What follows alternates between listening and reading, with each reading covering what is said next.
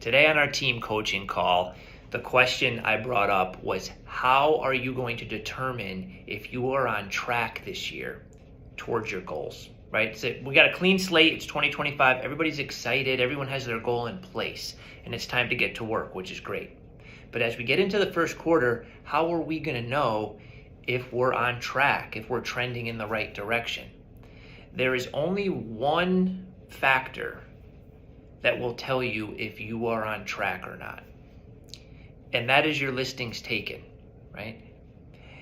Every listing you take as a real estate agent equals a sale. Hear me out.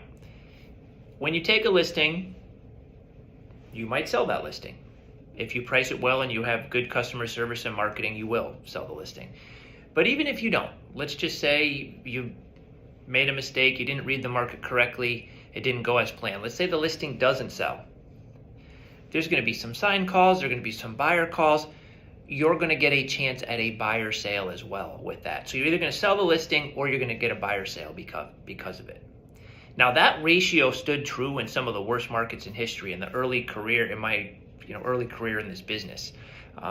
In the 10s and 11s and 12s of 2000, that always held true. Now, as the market got hotter, one listing would equal 1.5, because you'd always sell the listing. You'd probably pick up some buyer leads there as well. Now we're trending more towards a normal market, but that 1-to-1 ratio, that will always be true as a worst case scenario. So when you're taking listings, you know if you're on track or not. Let me explain a little further. If your goal is to sell 12 homes this year, you need to take one listing a month. And if you can pace yourself in that fashion, you know you're on the right track. So if in March you have 3 listings taken but 0 sales, you can still feel good about yourself. You know you have the inventory necessary to allow the law of averages to work out, right? So knowing how to track can put you in a place of confidence and know that it's time to stick to the plan. Now, it can also tell you, well, in a situation where maybe the plan's not working and maybe you need to pivot and try something different. So having this information is crucial so you don't have to wait a whole year to see if your plan worked or not. In reverse, we can look at it in the opposite way. You could be in the end of February and maybe you closed a couple buyers from the previous year that you were working with. So you have 2 sales, but you haven't taken a listing yet. You're trending behind your goal if your goal was 12 a year, right? Now, let's just say your goal was 24 for the year. How many listings do you need to take a month, right? 2. Every other week, you need to take a listing like clockwork. Now, here's the crazy thing about this business. If you just take one listing a week, you're going to do 40, 48, 52 transactions depending on how many weeks off you take, which is a lot of money. My team and I, we did a little exercise today. I posed the question. I said, if you were going to lose your real estate license, if they were going to take it away from you if you didn't find a listing this week, could you take a listing? And a lot of, everybody thought about it and everybody, put their thumb up. Yes, we can. If we had to, sure, we can find a listing. So my question is, why don't you? Let's do a little math here. Let's just say your average commission check is $7,000, right? I think in this market, with home prices where they are, that's probably low. Depending on what your split is, that's still probably low. But let's just say $7,000 to give us a round number. That is $7,000 a week if you take one listing a week, right? So if you can take a listing one week because you're afraid someone's going to take your license away, you could probably take a listing the next week too, right? And then the week after and the week after.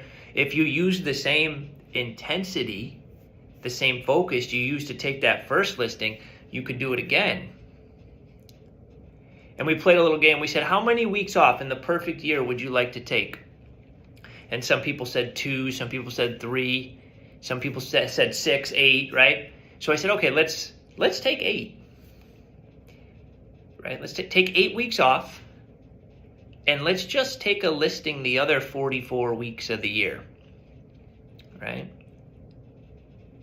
If we're doing our 1-to-1 ratio, that's 44 deals, and that's over $300,000 at that 7,000 deal a year range, right? Which is a lot of money, right? Now you can't expect to make that kind of money without a certain level of intensity, without a certain level of consistency and habits. But that's really what's at stake here.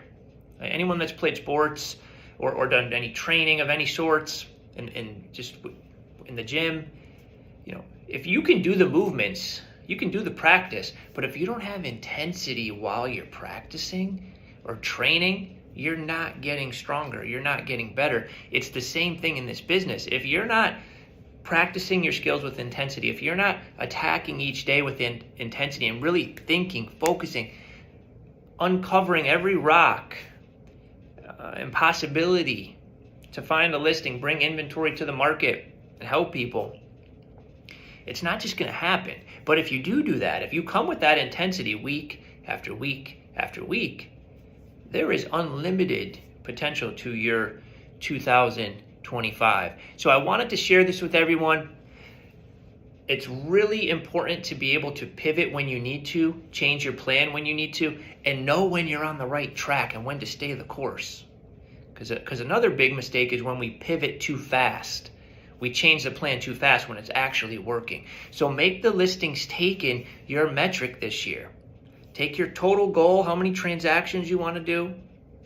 Don't tell me about volume. You can't track volume. You got to break it down into transactions. Don't tell me you want to do 30 million or 20 million. That's okay if you want to do that. But then break it down into what's your average commission? How many transactions is that? Because if you break it down to a transaction level, now we can get into it and now we can make your business better. Hope this helps. Let me know what you think.